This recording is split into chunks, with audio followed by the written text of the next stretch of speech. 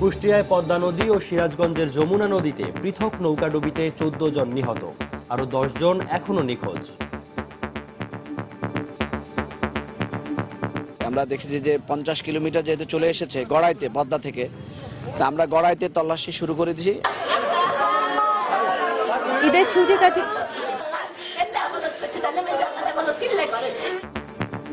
ঈদের ছুটি কাটিয়ে কর্মস্থলে ফেরার পথে কুমিল্লায় সড়ক দুর্ঘটনায় স্ত্রী ও মেয়ে সহ পুলিশ সার্জেন্ট নিহত। ভালো মানুষ আর হয় না, দুর্ঘটনা শোনার পরে কোনো কাজই বসতেছে না। দেখছিলেন প্রধান শিরোনাম। দুপুরের সময় সঙ্গে আছে আমি সৌমিত্র শুভ্র এবং আমি ইশরাত জাহান।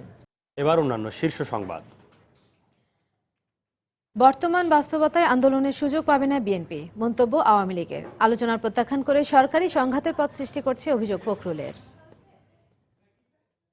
বিস্ফোরক, ল্যাপটপ সহ সায়দাবাদ থেকে 3 জেএমবি সদস্য আটক। বাংলাদেশে আল কায়েদার শাখা খুলতে চেয়েছিল, ব্রিফিংয়ে গোয়েন্দা পুলিশ।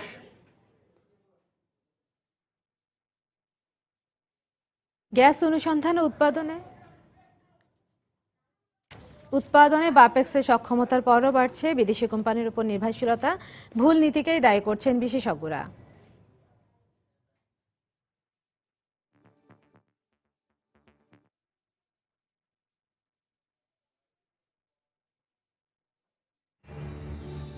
তেলবাহী ওয়াগন দুর্ঘটনায় পড়ে পরিবেশ বিপর্যয় ডেকে আনলেও প্রতিরোধ করতে পারছে না রেলওয়ে, অসহায় পরিবেশ অধিদপ্তরও।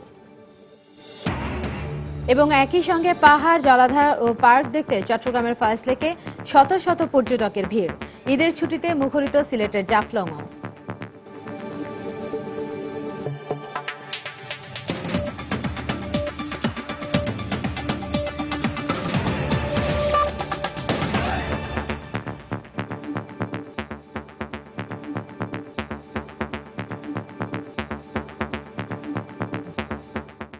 কুষ্টিয়ার দৌলতপুরে পদ্মা নদীতে নৌকাডুবিতে আরো 9টি লাশ উদ্ধার করা হয়েছে। সকালে মৃতদেহগুলো উদ্ধার করা হয়। এ নিয়ে মৃতের সংখ্যা দাঁড়িয়েছে 10 জনে। এখনও নিখোঁজ রয়েছেন 2 জন। বুধবার সকাল 6:30টার দিকে উদ্ধার কাজ শুরু হয়। এতে স্থানীয়দের পাশাপাশি নৌবাহিনীর 10 জন ডুবুরি কাজ করেন। মঙ্গলবার বিকেল 3:30টার দিকে ঈদ উপলক্ষে 22 জন যাত্রী নিয়ে বৈরাগীর চর এলাকা থেকে পদ্মা নদীর মধ্যবর্তী চরে যাওয়ার সময় প্রবল স্রোতের মুখে পড়ে নৌকাটি উল্টে যায়। ইঞ্জিন চালিত এ নৌকার 22 যাত্রীর বেশিরভাগই ছিল শিশু, কিশোর ও নারী। 2 দফায় চেষ্টা চালিয়ে ফায়ার সার্ভিসের কর্মীরা 7 জনকে জীবিত উদ্ধার করতে সক্ষম হন। তাদেরকে দৌলতপুর উপজেলা স্বাস্থ্য কমপ্লেক্সে ভর্তি করা হয়।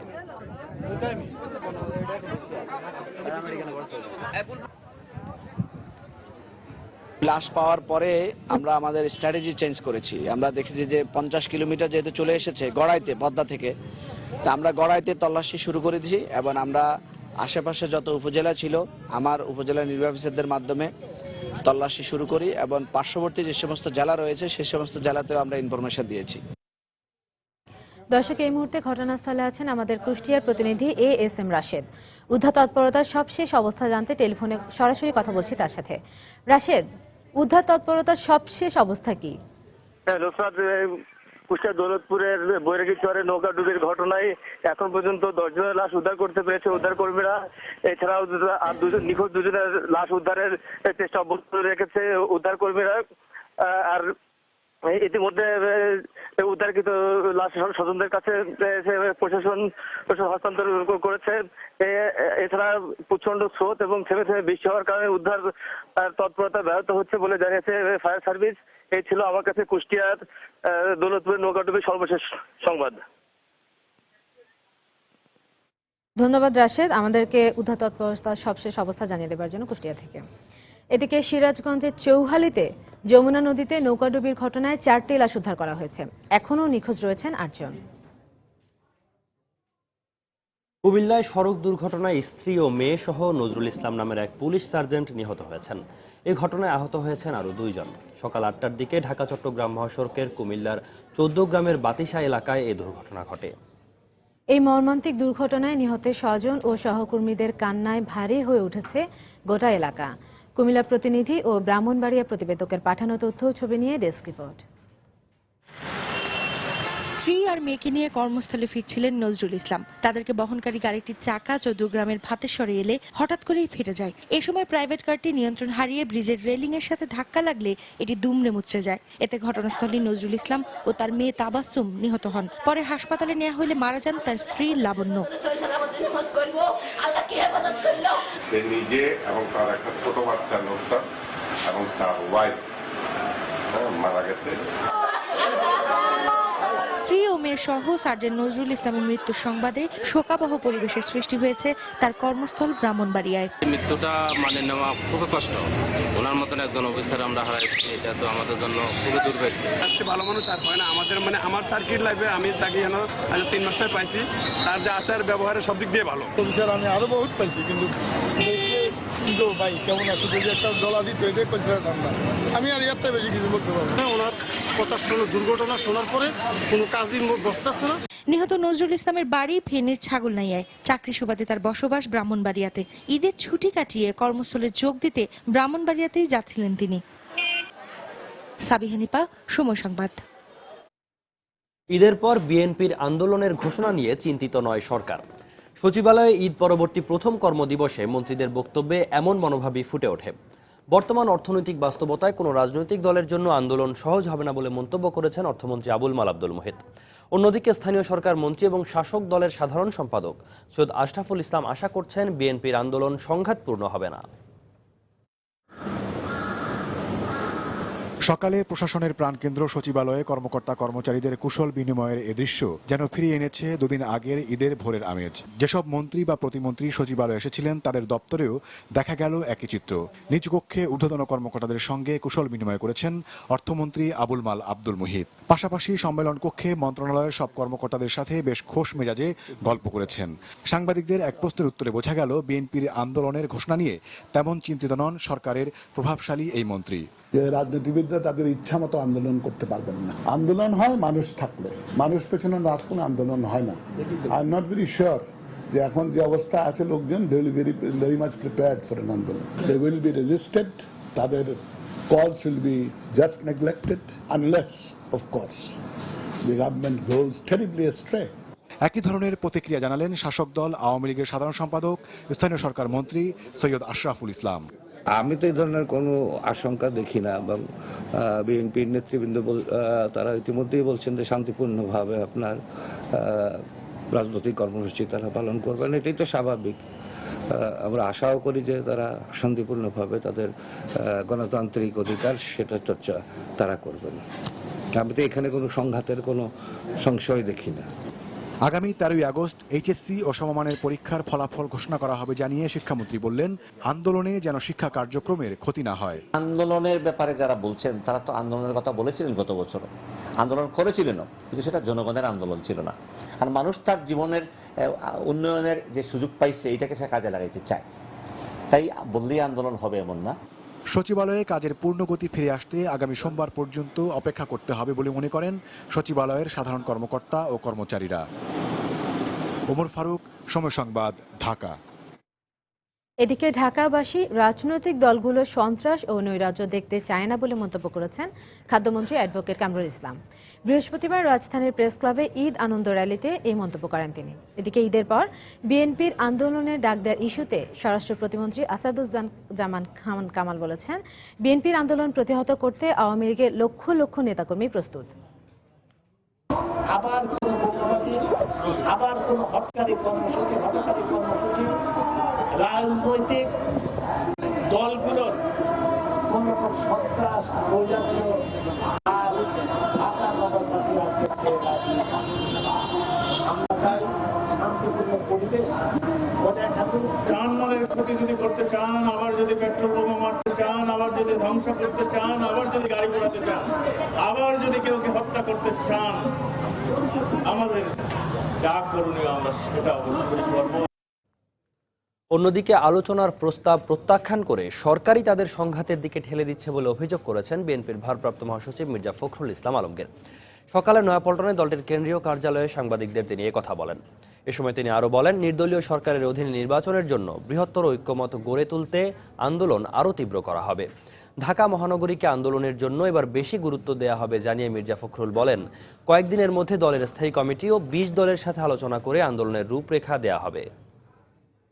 আমরা কোনো বিশৃঙ্খলা চাই না, আমরা আন্দোলনের জন্য কোনো সমস্যা তৈরি করতে চাই না, কিন্তু একই সঙ্গে সরকার যদি সমঝোতার মধ্যে দিয়ে, আলোচনার মধ্যে দিয়ে, সংলাপের মধ্য দিয়ে একটি সমঝোতায় উপস্থিত হয়, যেখান দিয়ে এই সমস্যার সমাধান করে একটা আন্দোলন করা সম্ভব হবে, তাহলে কিন্তু এই সমস্যা থাকে না।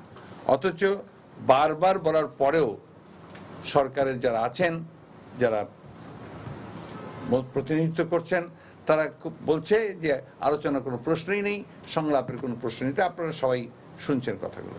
এই কথাগুলোর অর্থই হচ্ছে যে সংঘাত তারাই ডেকে আনছেন।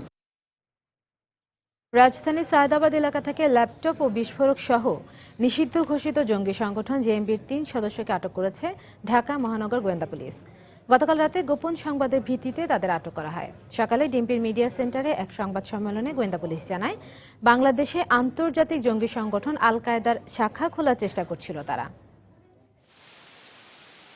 শামীম মাহফুজ, মোহাম্মদ জাহিদুর রহমান ও মোহাম্মদ ইসমাইল হোসেন নামে আটক জেএমবির এই 3 সদস্যকে জিজ্ঞাসাবাদের জন্য ডিবি কার্যালয়ে আনা হয়। গোয়েন্দা পুলিশ জানায়, আটক 3 জন এর আগে জামাতুল মুসলিমিন ও আনসারুল্লাহ বাংলা টিমের মতো জঙ্গি গোষ্ঠীর সাথে যুক্ত ছিল। ঢাকা বিশ্ববিদ্যালয়ের সমাজ কল্যাণ বিভাগ থেকে পাশ করা মেধাবী ছাত্র শামীম মাহফুজ এদের নেতা বলে জানায় গোয়েন্দা পুলিশ। এর আগে ইসলামী ছাত্র শিবিরের সাথে যুক্ত থাকার অপরাধে রংপুর ক্যাডেট কলেজ থেকে বহিষ্কার করা হয় শামীমকে। বিশ্ববিদ্যালয়ে থাকা অবস্থায় বিভিন্ন জঙ্গি সংগঠনের সাথে তার সখ্য গড়ে ওঠে। পাশ করে বের হয়ে পিএইচডি ডিগ্রি নেওয়ার ছদ্মবেশে বান্দরবনের থানচিতে এসে আস্তানা গড়ে তোলে।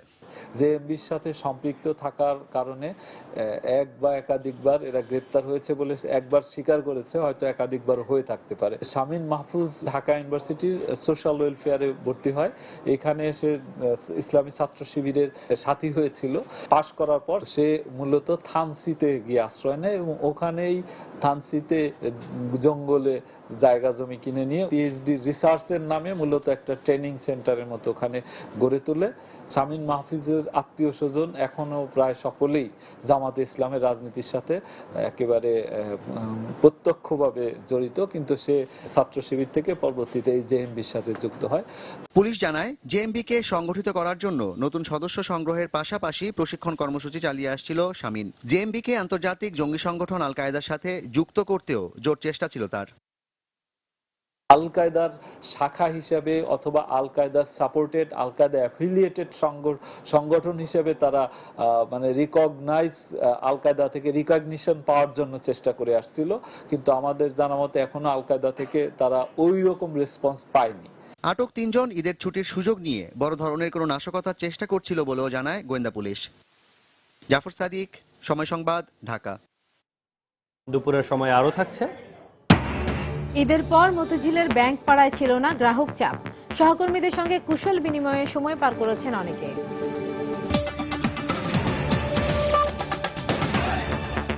বাংলাদেশের স্থলভাগে গ্যাস অনুসন্ধান ও উৎপাদনে রাষ্ট্রীয় কোম্পানি বাপেক্সের সক্ষমতা থাকা সত্ত্বেও এ কাজে বিদেশি কোম্পানির উপর নির্ভরশীলতা বাড়ছে। বাপেক্সের নিজস্ব গ্যাস ক্ষেত্র সহ স্থলভাগে বিদেশি কোম্পানিকে দিয়ে কূপ খননে খরচও হচ্ছে 3 গুণের বেশি। সরকারি মহল এর জন্য দ্রুত জ্বালানি সংকট মোকাবেলা এবং বাপেক্সের জনবল সংকটের দোহাই দিলেও বিশেষজ্ঞরা এজন্য সরকারি ভুল নীতিকেই দায়ী করছেন। প্রতিষ্ঠার 25 বছরে রাষ্ট্রীয় তেল গ্যাস কোম্পানি বাপেক্সের সম্ভাবনা ও সংকট নিয়ে আবুল কালাম আজাদের বিশেষ ধারাবাহিকের আজ দেখুন প্রথম পর্ব।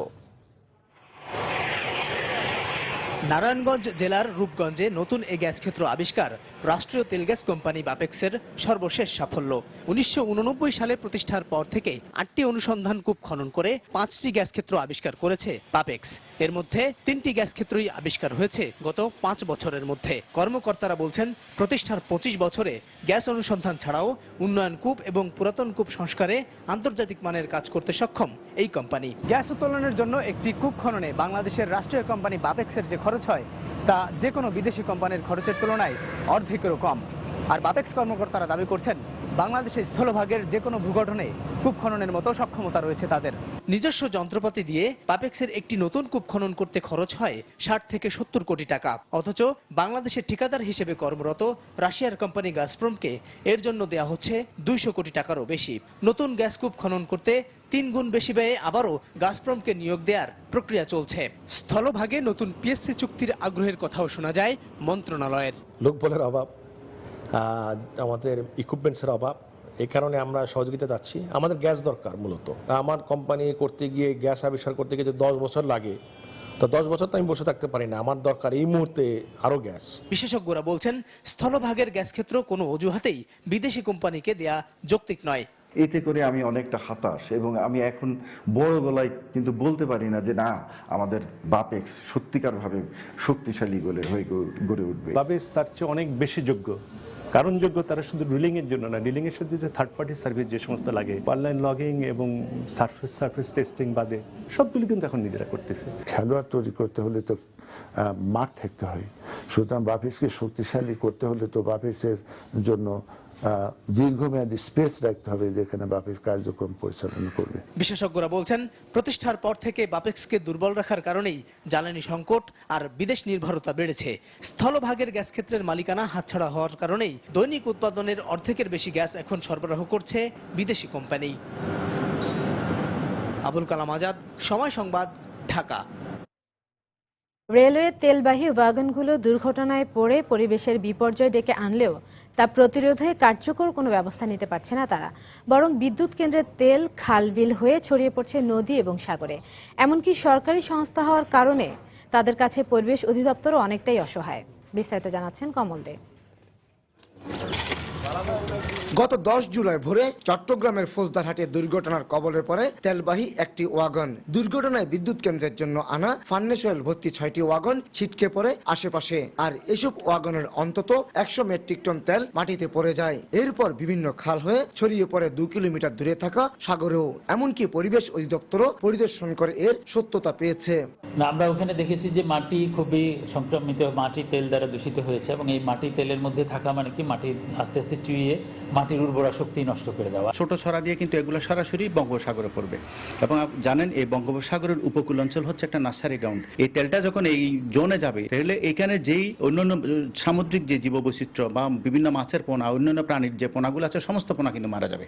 এর আগে গত বছরের জুলাই মাসে বোয়ালখালীতে একই ধরনের দুর্ঘটনায় পড়ে অপর একটি তেলবাহী ট্রেন। সেখানকার ওয়াগনের কয়েকশো মেট্রিক টন তেল গিয়ে মিশে কর্ণফুলী নদীতে। এক্ষেত্রে পরিবেশ অধিদপ্তরের অনুসন্ধানে বের হয়ে আসে দুর্ঘটনার পর পরিবেশ বিপর্যয় রোধে প্রয়োজনীয় ব্যবস্থা নেওয়ার মতো কোনো উপকরণ রেলওয়ের নেই। দুর্ঘটনার জন্য যে কমব্যাট করা, দুর্ঘটনা ঘটলে দুর্ঘটনার জরুরি আপৎকালীন যে ব্যবস্থা, এইটা রেলের এই তেল পরিবহনে অনুপস্থিত। অনেক পুরাতন ওয়াগনের মাধ্যমে তেল পরিবহন করা হলো। রেলওয়ের কর্মকর্তা দাবি করেন এসব ওয়াগন আন্তর্জাতিক মানের। দুর্ঘটনা ঘটে সেখানে তেলও পড়তে পারে, যাত্রীও মারা যায়, এখানে তো কারো করার কিছু থাকে না। অ্যাক্সিডেন্ট কারণ এগুলা ডিজাইন তো আপনার আন্তর্জাতিকভাবে স্বীকৃত ডিজাইন অনুযায়ী কোচগুলা কিনা হয়। এর আগে দুবার পরিবেশ বিপর্যয়ের অভিযোগে রেলওয়েকে শোকজ করে পরিবেশ অধিদপ্তর। এবারও প্রয়োজনীয় ব্যবস্থা নিতে রেলওয়ের কাছে পরিবেশ অধিদপ্তর একটি প্রতিবেদন চেয়েছে। কমল দে, সময় সংবাদ, চট্টগ্রাম। শান্তিপূর্ণ কর্মসূচি দিয়ে জনমত গড়ে তুলে ঈদ পরবর্তী আন্দোলনের ফসল ঘরে তুলতে চায় বিএনপি। এ লক্ষ্যে মাঠে নামার সব প্রস্তুতিও চূড়ান্ত বলে জানিয়েছেন দলটির শীর্ষ নেতারা। অন্যদিকে আওয়ামী লীগের শীর্ষ নেতারা বলছেন নেতাকর্মীদের চাঙ্গা করার কৌশল হিসেবে আন্দোলনের কথা বলছে বিএনপি। আন্দোলন সহিংস হলে সরকার কঠোর হবে বলেও হুঁশিয়ারি দিচ্ছেন ক্ষমতাসীনরা। সালাউদ্দিন সুমনের রিপোর্ট। রমজান মাস জুড়েই ইফতার পার্টি কেন্দ্রিক রাজনৈতিক কর্মকাণ্ডে সরব ছিল জাতীয়তাবাদী দল বিএনপি। এসব অনুষ্ঠান থেকে ঈদ পরবর্তী আন্দোলনের হুঁশিয়ারি দিয়ে এসেছে দলটি। অন্যদিকে সরকারি দলও ইফতার পার্টির মাধ্যমে চেষ্টা করেছে নেতাকর্মীদের মাঝে সৌহার্দ্য স্থাপনের। রমজানের পর এখন ঈদের আমেজও শেষের দিকে। সঙ্গত কারণেই জল্পনা কল্পনা আর নানাবিধ ভাবনা ঘুরপাক খাচ্ছে মানুষের মাথায়। আসলে কোন দিকে যাচ্ছে দেশ? জনগণ যেখানে আন্দোলন চায় না, জনগণের কোনো সম্পৃক্ততার সুযোগ নাই, সেখানে আন্দোলন হবে কোন কারণে? হতাশ কর্মীদেরকে উজ্জীবিত করার জন্য আন্দোলনের কথা বলে তারা বলে। আমাদেরকে সবক দিয়ে লাভ নেই। আমাদের যদি ক্ষমতাই না থাকে তাহলে আপনাদের এত পুলিশি তোড়জোড় কেন? আপাতত কঠোর কর্মসূচি না দিয়ে নিয়মতান্ত্রিক আন্দোলনে দাবি আদায় করতে চায় বিএনপি। তবে আন্দোলনের নামে অরাজকতা হলে তা মেনে নেওয়া হবে না বলেও হুঁশিয়ারি দিচ্ছেন ক্ষমতাসীনরা। যে আমরা আন্দোলন শুরু করব সম্পূর্ণ অহিংসভাবে এবং গণতান্ত্রিক পন্থায়, আর সেই আন্দোলনে যদি কেউ বাধা দেয় তার পরবর্তী দায় দায়িত্ব তাদের উপরই পড়তে হবে। শান্তিপূর্ণ হলে তো কোনো অসুবিধা নেই। যদি নৈরাজ্য করার চেষ্টা করা হয় অতীতের মতো, অতীতে যারা করেছে নির্বাচনের আগে, তাহলে তো অবশ্যই প্রশাসনিক ব্যবস্থা না। আন্দোলন যতই হোক মেয়াদ পূর্ণ হওয়ার আগে সরকারকে সরানো সম্ভব নয় বলে ক্ষমতাসীনরা মন্তব্য করলেও লক্ষ্যে অটল জাতীয়তাবাদী দল। আমরা আন্দোলন করেছি নির্বাচন সরকারের বিরুদ্ধে, বিএনপির বিরুদ্ধে, কিন্তু মেয়াদ শেষ হওয়ার আগে তারা যায়নি। আমাদের বিরুদ্ধে আন্দোলন হয়েছে একাধিকবার, আমরা যাইনি। আমরা অতীতে ওনাদের কঠোর হস্ত দেখেছি। সেই কঠোর হস্তে কত বাংলাদেশি নাগরিকের রক্ত লেগে আছে সেটা পরে জনগণের সরকার আসলে পরে হিসাব করা হবে। আন্দোলন ঠেকাতে সরকার দলীয় লোকদের বিপুল সংখ্যক আগ্নেয়াস্ত্রের লাইসেন্স দিয়েছে বলেও অভিযোগ তোলেন বিএনপির এই নেতা। দলীয় লোকজনকে অস্ত্র দিয়ে আমাদের মোকাবেলার জন্য পাঠাচ্ছেন কেন? সালাউদ্দিন সুমন, সময় সংবাদ, ঢাকা। চট্টগ্রামের বেসরকারি বিশ্ববিদ্যালয়গুলোর নাম ভাঙিয়ে অবাধে চলছে সার্টিফিকেট বাণিজ্য। এসব সার্টিফিকেট বিক্রির মাধ্যমে লাখ লাখ টাকা হাতিয়ে নিচ্ছে সংঘবদ্ধ একটি চক্র। আর যোগ্যতা না থাকা সত্ত্বেও শুধুমাত্র এই সার্টিফিকেট দিয়ে নামকরা প্রতিষ্ঠানে চাকরি করছেন অনেকে। প্রতিরোধে সরকার ও ইউজিসি কর্তৃপক্ষকে কঠোর হওয়ার তাগিদ শিক্ষাবিদদের। বিস্তারিত জানাচ্ছেন পার্থপ্রতিম বিশ্বাস। চট্টগ্রামে বেসরকারি বিশ্ববিদ্যালয় রয়েছে 9টি, আর এসব বিশ্ববিদ্যালয়ে শিক্ষার্থীর সংখ্যা অন্তত 1.5 লাখ। এর মধ্যে নানা অনিয়ম আর দুর্নীতির কারণে হাতে গোনা কয়েকটি ছাড়া অধিকাংশ বিশ্ববিদ্যালয়ের অবস্থা খুবই শোচনীয়। এমনকি দীর্ঘদিন বন্ধ রয়েছে অনেক প্রতিষ্ঠানের শিক্ষা কার্যক্রম, কিন্তু তাদের সার্টিফিকেট বিতরণ বন্ধ নেই। এছাড়া নিয়মনীতির তোয়াক্কা না করে স্থায়ী ক্যাম্পাস ছাড়াই যেসব বিশ্ববিদ্যালয় গড়ে উঠেছে তারাই মূলত সার্টিফিকেট বাণিজ্যের সাথে যুক্ত বলে মনে করেন বিশ্ববিদ্যালয়ের শিক্ষকরা। নামমাত্র ওখানে পরীক্ষা দেয়, হয়তো লিস্ট হয়েছে, সেখানে কিছু নিল, কিন্তু যারা পরীক্ষা দেয় নাই সেখানে দেখা যাচ্ছে টাকার বিনিময়ে তাদেরও অ্যাডমিশন হয়ে গেছে। শুধুমাত্র বাসাবাড়ি ভাড়া করে দুই একজন শিক্ষক দিয়ে দেখা গেল যে একটা পাঠক্রম চালাচ্ছে, ওটাকেই আপনি সার্টিফিকেট বাণিজ্য বলতে পারেন। সংঘবদ্ধ সিন্ডিকেট আর বিশ্ববিদ্যালয়ের অসাধু কিছু কর্মকর্তাদের যোগ সাজশে এই বাণিজ্য চলছে বলে জানান এই শিক্ষাবিদ। এই ধরনের কাজ যারা করে তাদের একটা ন্যাচারাল একটা বিশ্ববিদ্যালয়ে কোনো না কোনো পার্টিকুলার ডিপার্টমেন্টের সাথে তারা যোগসূত্র স্থাপন করে এগুলো করে থাকে। শিক্ষাবিদদের মতে বেসরকারি বিশ্ববিদ্যালয়গুলোর এই ধরনের অনিয়ম রোধ করার জন্য সরকার এবং ইউজিসি কর্তৃপক্ষকেই কঠোর অবস্থান নিতে হবে। বিশ্ববিদ্যালয়ের অ্যাফিলিয়েশন শিক্ষা মন্ত্রণালয় এবং মঞ্জুরি কমিশন তারা বন্ধ করতে পারে, অথবা পার্টিকুলার ডিপার্টমেন্ট যদি করে থাকে সে পার্টিকুলার ডিপার্টমেন্ট তারা মানে অবাঞ্ছিত বা অচল ঘোষণা করতে পারে। আইন আছে, আইন প্রয়োগ নাই। 12 বছর না কত বছর জেল টেল এগুলো আছে, কিন্তু প্রয়োগটা নাই। উচ্চশিক্ষার এসব প্রতিষ্ঠান যদি দুর্নীতিতে নিমজ্জিত হয় তাহলে শিক্ষার্থীদের সবচেয়ে বেশি ভোগান্তিতে পড়তে হবে, কারণ দুর্নীতিবাজদের কারণে শিক্ষার্থীদের শিক্ষা জীবনে বাধাগ্রস্ত হবে বলে মনে করেন সংশ্লিষ্টরা। পার্থপ্রতিম বিশ্বাস, সময় সংবাদ, চট্টগ্রাম। যত্রতত্র শপিং মল গড়ে ওঠায় সারা বছরের মতো ভরা মৌসুমেও অলস সময় কাটাতে হয় রাজধানীর শপিং মলের দোকানীদের। অন্যদিকে যানজটের কারণে বড় বিপণী বিতানগুলোর বদলে পাড়া মহল্লার ছোট ছোট দোকানের উপরই ভরসা করছেন অনেক ক্রেতা। এই অবস্থায় অর্থনীতিবিদরা বলছেন ক্রমবর্ধমান অর্থনীতির জন্য বিচ্ছিন্ন বাজার ইতিবাচক নয়, প্রয়োজন পরিকল্পিত শপিং মল। তবে নগর পরিকল্পনাবিদদের মতে এলাকা ভিত্তিক ক্ষুদ্র ব্যবসা প্রতিষ্ঠান ঢাকা মহানগরীর জন্য ইতিবাচক। বিস্তারিত মোস্তফা মাহবুবের প্রতিবেদনে। এবারের রোজা মৌসুমের চিত্র এটি। রাজধানীর কেন্দ্রস্থলে গড়ে ওঠা বিপণী বিতানের ব্যবসায়ীরা যখন ক্রেতার চাপ সামলাতে ব্যস্ত, তখন এমন অলস সময় কাটায় শপিং মলের বিক্রেতারা। কাছাকাছি দূরত্বে বেশ কিছু শপিং মল গড়ে ওঠায় প্রায় সারা বছরই ক্রেতা শূন্য থাকে এসব দোকান, যার ফলে লোকসান গুনতে হয় ব্যবসায়ীদের। খুব আশা নিয়ে বসেছিলাম যে হোলসেলটা হবে, কাস্টমার সেরকম ভিড়টা হবে, দেন সেরকম হয়নি। এখন মহল্লা বনে জঙ্গল মার্কেট হয়েছে। আগে ডিস্ট্রিক্টের লোকজন আসে ঢাকা শহরে, এখন তারা তো আসার প্রশ্নই আসে না। আমাদের যে জিনিসগুলো সেগুলো কিন্তু কাট পিস সেলাই করতে হবে, সেলাইয়ের কিন্তু আর টাইম নেই, কিন্তু সেভাবে আমাদের এখানে কাস্টমার নাই। অন্যদিকে একই সময়ে জমজমাট ব্যবসা করতে দেখা যায় পাড়া মহল্লার দোকানগুলোকে। চটজলদি প্রয়োজনীয় পণ্য কিনতে পারায় শপিং মলের চেয়ে এসব ক্ষুদ্র দোকানই দিন দিন জনপ্রিয় হয়ে উঠছে ক্রেতার কাছে। সারা বছর যে টার্গেট থাকে সেটা হয়, তবে স্বাভাবিকভাবে সিজন একটু বেশি। বেশি কিছুর জন্য একটু দূরে যাওয়া যায়, কিন্তু একটা সিঙ্গেল কিছু নিব সেটার জন্য কিন্তু দূরে যেতে ভালো লাগে না। যত ধরনের বড় বড় শোরুম আছে সব আমাদের বাড়ির আশেপাশেই পাচ্ছি। তবে অর্থনীতিবিদরা ভোক্তাদের জন্য এ ধরনের বিচ্ছিন্ন দোকানের বিপক্ষে থাকলেও ভিন্ন মত নগর পরিকল্পনাবিদদের। এই জিনিসটা ইতিবাচক। আমরা সবসময় মিক্সড ল্যান্ড ইউজ ডেভেলপমেন্টের কথা বলি, কিন্তু আমার আসলে একটা ফ্রেমওয়ার্ক করা দরকার যে বৈজ্ঞানিকভাবে যে একটা পাড়ায় আসলে এই জাতীয় কয়টা দোকানের প্রয়োজন। আইডিয়াল সিচুয়েশন কিন্তু এই পাড়ার দোকান নয়। আমাদের প্ল্যানিং এ একটা থাকা উচিত যেখানে মানুষ বেশি বাস করে, কম বাস করে, সেটার উপর ভিত্তি করে সেখানে কি পরিমাণ শপিং মল বা দোকান আমরা অনুমোদন দিব। দীর্ঘমেয়াদে রাজধানীর বসবাসযোগ্য পরিবেশ ধরে রাখতে সংশ্লিষ্ট সব মহলকে এখনই সচেতন হওয়ার তাগিদ দিয়েছেন তারা। একটা শপিং মলের পাশে আরেকটা শপিং মল। মোস্তফা মাহবুব, সময় সংবাদ, ঢাকা। ঈদের পর অন্যান্য অফিস আদালতের মতোই খুলেছে মতিঝিলের ব্যাংক পাড়া, তবে নেই গ্রাহক চাপ। কাজের ফাঁকে সহকর্মীদের সঙ্গে আড্ডা, গল্প আর কুশল বিনিময় করে সময় কাটাতে দেখা গেছে কর্মকর্তা কর্মচারীদের। কেউ কেউ আবার চোখ বুলিয়ে নিয়েছেন জমে থাকা ফাইলপত্রে। মতিঝিল ব্যাংক পাড়া ঘুরে এসে আরো জানাচ্ছেন সাজিদ রাজু।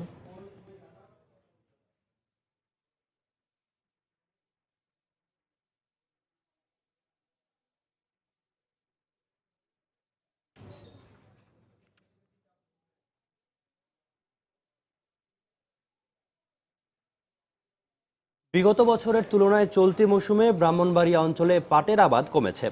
প্রতি বছরই উৎপাদন খরচ না পেয়ে লোকসানের বোঝা ভারী হওয়ায় হতাশাগ্রস্ত কৃষক পাট চাষে আগ্রহ হারাচ্ছেন। সংশ্লিষ্টরা বলছেন, এ অবস্থায় পাটের বাজার মূল্য না পেয়ে কৃষক, দালাল ও ফরিয়াদের দ্বারস্থ হওয়ায় মধ্যস্বত্বভোগীরা লাভবান হচ্ছে। জলিলুর রহমানের ছবি ও উজ্জ্বল চক্রবর্তীর তথ্য নিয়ে ডেস্ক রিপোর্ট। দর্শক, যান্ত্রিক ত্রুটির কারণে রিপোর্টটি এখন সম্প্রচার করা যাচ্ছে না। আমরা পরবর্তী বুলেটিনে নিশ্চয়ই রিপোর্টটি আবার দেখব। চলে যাচ্ছি পরের সংবাদে। দীর্ঘদিন সংস্কার না হওয়ায় ভৈরবের কালিকা প্রসাদ ও গজারিয়া ইউনিয়নের দুটি রাস্তার বেহাল দশা। রাস্তার কার্পেটিং উঠে যাওয়ায় অসংখ্য গর্তের সৃষ্টি হয়েছে। অন্যদিকে চৌমুরি বাজার থেকে কুলিয়ারচর লিংক রোড নদী ভাঙনে হারিয়ে যেতে বসেছে। এতে দুর্ভোগে পড়েছেন এলাকার মানুষ।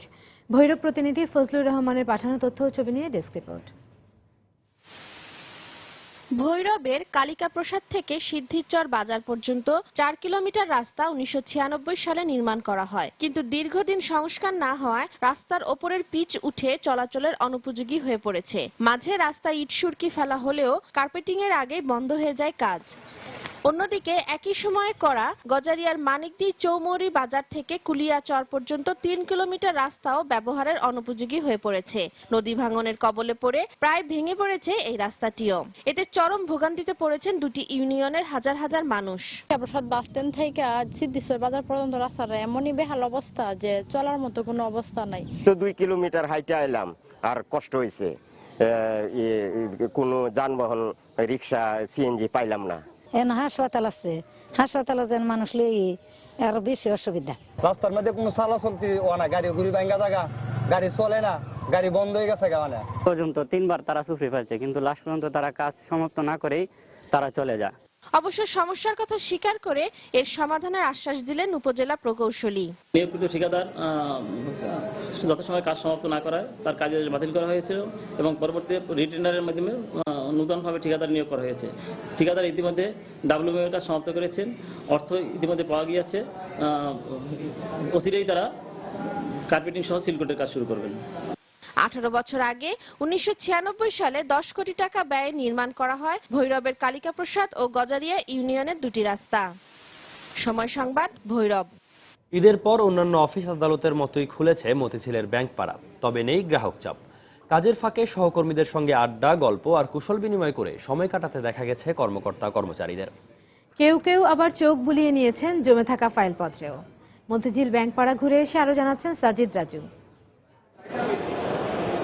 দেখে বোঝার উপায় নেই মতিঝিল বাণিজ্যিক এলাকার একটি ব্যাংকের চিত্র এটি। 3 দিন ছুটির পর প্রথম কার্যদিবসে লেনদেন শুরু হলেও নেই চোখে পড়ার মতো গ্রাহক উপস্থিতি। যাদের একান্ত প্রয়োজন আর আশপাশের এলাকার যারা একটু নির্ঝঞ্ঝাটে কাজ সারতে চান, কেবল তাদেরই দেখা মিলেছে ব্যাংক পাড়ায়।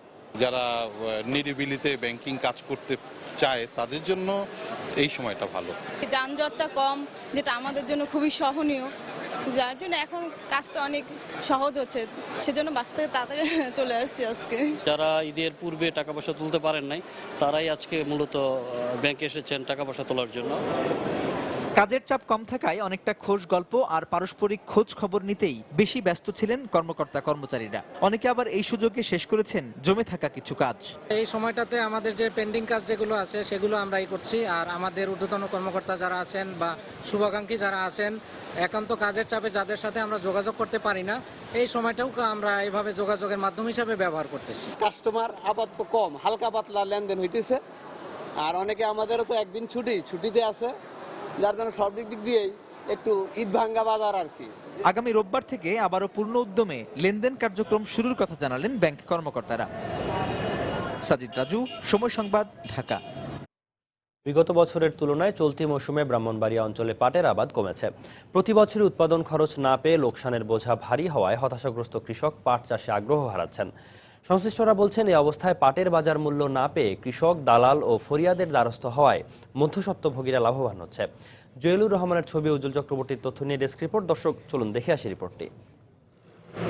একসময় যে পাটকে বলা হতো সোনালী আঁশ, পাটের সেই সোনালী দিনগুলো এখন আর নেই। প্রতি বছর পাট চাষ করে লাভের চেয়ে লোকসানের পাল্লা ভারী হওয়ায় হতাশাগ্রস্ত কৃষকরা পাট চাষে মুখ ফিরিয়ে নিচ্ছেন।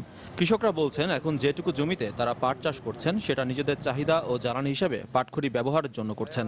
800-700 করতেছি না, এরপরও বিক্রি হয় না, তাহলে করাটা কিছু কমাই নিচ্ছি। সরকারের যে পাটের যে রেট দেয়, এই রেট মতো আমরা পাট করাটা আমরা অনেক বিরাট লস। বিক্রি করার সময় যদি আমরা কোনো দাম না পাই তাহলে তো আর কোনো লাভ হলো না, পাট করার কোনো ইয়ে নাই।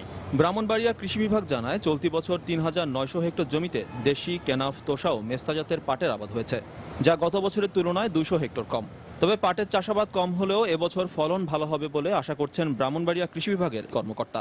মার্চ এপ্রিল মাসে বৃষ্টিপাতের পরিমাণ কম থাকায় লক্ষ্যমাত্রা অর্জিত হয়নি। মে জুন মাসে প্রচুর বৃষ্টিপাত হয়েছে এবং আবহাওয়া অনুকূলে থাকায় আশা করা যাচ্ছে তুলনামূলকভাবে এবার পাটের আবাদ ভালো হবে। এদিকে অর্থনীতিবিদরা বলছেন, কৃষকরা পাটের বাজারে ভালো মূল্য না পেয়ে দালাল ফরিয়াদের দ্বারস্থ হচ্ছেন, এতে মধ্যস্বত্বভোগীরা লাভবান হচ্ছে।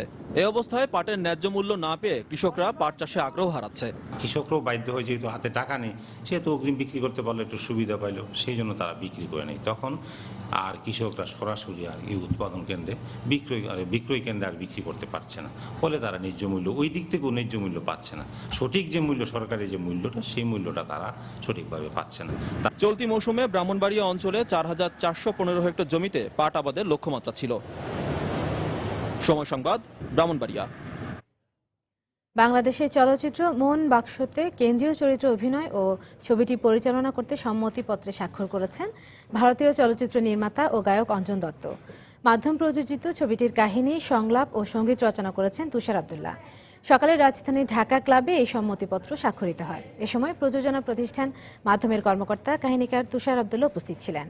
সম্মতিপত্রে স্বাক্ষর করে অঞ্জন দত্ত জানান, এই প্রথম অন্যের পাণ্ডুলিপিতে কাজ করছেন তিনি, আর বাংলাদেশের কোনো ছবিতে এটাই হবে তার প্রথম কাজ। তিনি আরো বলেন, এবছরের নভেম্বরেই শুরু হবে এই ছবিটির শুটিং। সঙ্গীত পরিচালনা করবেন নীল দত্ত, আর 2015 সালের মার্চে ছবিটি মুক্তি পেতে পারে বলে আশা করছে প্রযোজনা প্রতিষ্ঠানটি।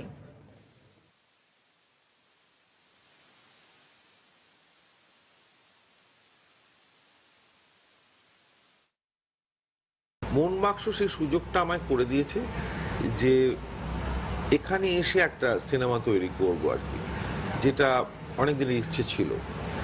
স্ক্রিপ্টটা পড়ে খুব ভালো লাগে, আমার মনে হয় দ্যাট হ্যাঁ, খুব আধুনিক এবং খুব হৃদয় মানে মর্মস্পর্শী। আমি কখনো অন্য কারো স্ক্রিপ্টে কোনোদিন সিনেমা করিনি। আমি এই স্ক্রিপ্টটা, তুষার আব্দুল্লাহর এই স্ক্রিপ্টটা পড়ে আমার মনে হলো যে হ্যাঁ, এটা আমি আমার মতনই লেখা, মানে আমার লেখাটা আমার মতো নয়, কিন্তু আমার চিন্তা ভাবনার সঙ্গে ওনার চিন্তা ভাবনার একটা মিল আছে কোথাও। আমি সেই জন্য রাজি হয়ে যাই আরেকজনের স্ক্রিপ্টে, আরেকজনের গল্পতে কাজ করতে, এবং আমার আশা করি একটা ভালো ছবি আমি করতে পারবো।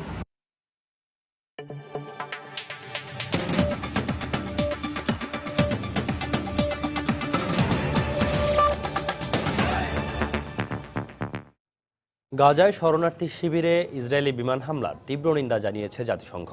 মার্কিন যুক্তরাষ্ট্রের পক্ষ থেকে ওই হামলায় নিন্দা জানানো হলেও চলমান এই সংঘাতের মধ্যেই ইসরায়েলি অস্ত্রের চালান পাঠিয়েছে পেন্টাগন। বুধবার দিনব্যাপী গাজায় ইসরায়েলি সামরিক বাহিনীর হামলায় শতাধিক মানুষ প্রাণ হারিয়েছে। জাবালিয়া শহরে জাতিসংঘ পরিচালিত একটি স্কুলে গোলার আঘাতে নিহত হয় অন্তত 19 জন এবং আহত হয় 100-রও বেশি মানুষ। এ নিয়ে গাজায় ফিলিস্তিনি নিহতের সংখ্যা বেড়ে 1360 জনে দাঁড়িয়েছে। এই অবস্থায় ইসরায়েলের পক্ষ জাতিসংঘে শরণার্থী শিবিরে বিমান হামলার ঘটনা তদন্তের কথা জানানো হয়েছে। এই ঘটনায় ইসরায়েলি সামরিক বাহিনী দায়ী হয়ে থাকলে তার জন্য ক্ষমা প্রার্থনা করেছে তেল আবিব। এদিকে হামাস জানিয়েছে গাজার ওপর থেকে অবরোধ তুলে নেওয়ার আগ পর্যন্ত তারা কোনো যুদ্ধবিরতিতে যাবে না।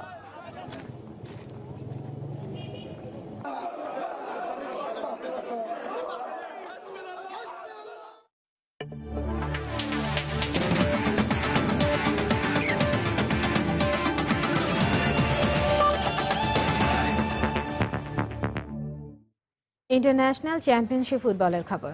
প্রাক মৌসুম প্রস্তুতি ম্যাচে দারুণ জয় পেয়েছে লিভারপুল। স্বদেশি ক্লাব ম্যানচেস্টার সিটিকে পেনাল্টি শুটআউটে 3-1 গোলে হারিয়েছে অলরেডরা। এর আগে নির্ধারিত সময়ে খেলা 2-2 গোলে সমতায় শেষ হয়েছিল। নিউ ইয়র্কের ইয়াকিস স্টেডিয়ামে শুরু থেকেই দুদল বেশ আক্রমণাত্মক হয়ে খেললেও প্রথমার্ধে কেউই গোল করতে পারেনি। তবে দ্বিতীয়ার্ধে 53 মিনিটে সিটিজেনদের লিড এনে দেন জোভেটিচ। তবে লিডটা বেশিক্ষণ ধরে রাখতে পারেনি ম্যান সিটি। 6 মিনিট পর জেরার্ডের ক্রস থেকে দলকে সমতায় ফেরান হেন্ডারসন। ঠিক এর 8 মিনিট পর আবারও লিড নেয় সিটিজেনরা। জোড়া গোল করেন জোভেটিচ। 2-1 গোলে এগিয়ে থেকে জয়ের স্বপ্ন দেখছিল ম্যান সিটি, কিন্তু রেফারির শেষ বাঁশি বাজার 5 মিনিট আগে স্টার্লিংয়ে গোল করলে ম্যাচ করায় পেনাল্টি শুটআউটে, যেখানে 3-1 গোলে জয় নিয়ে মাঠ ছাড়ে অলরেডরা।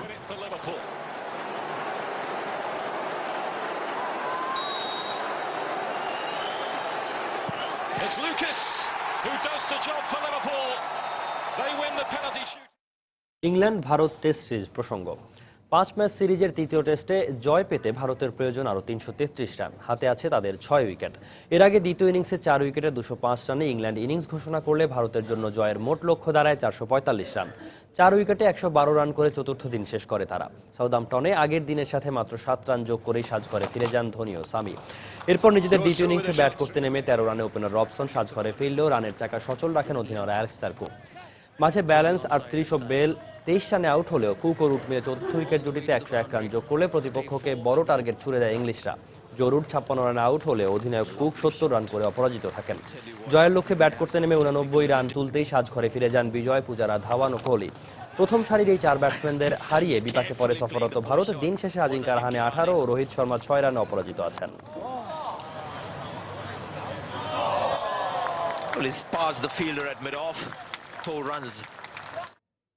দর্শক, দুপুরের সময় এ পর্যায়ে শীর্ষ সংবাদ জানিয়ে দিচ্ছি আরেকবার। কুষ্টিয়ায় পদ্মা নদী ও সিরাজগঞ্জের যমুনা নদীতে নৌকাডুবিতে মৃতের সংখ্যা 14, আরও 10 জন নিখোঁজ। কুমিল্লায় সড়ক দুর্ঘটনায় স্ত্রী ও মেয়ে সহ পুলিশ সার্জেন্ট নিহত। বর্তমান বাস্তবতায় আন্দোলনের সুযোগ পাবে না বিএনপি, মন্তব্য আওয়ামী লীগের। আলোচনা প্রত্যাখ্যান করে সরকারি সংঘাতের পথ সৃষ্টি করছে অভিযোগ ফখরুলের। বিস্ফোরক ল্যাপটপ সহ সায়দাবাদ থেকে 3 জেএমবি সদস্য আটক। বাংলাদেশে আল কায়েদার শাখা খুলতে চেয়েছিল, ব্রিফিংয়ে গোয়েন্দা পুলিশ। গ্যাস অনুসন্ধান ও উৎপাদনে বাপেক্সের সক্ষমতার পরও বাড়ছে বিদেশি কোম্পানির উপর নির্ভরশীলতা। ভুল নীতিকেই দায়ী করছেন বিশেষজ্ঞরা। এবং একই সঙ্গে পাহাড়, জলাধার ও পার্ক দেখতে চট্টগ্রামের ফয়েজ লেকে শত শত পর্যটকের ভিড়। ঈদের ছুটিতে মুখরিত সিলেটের জাফলং।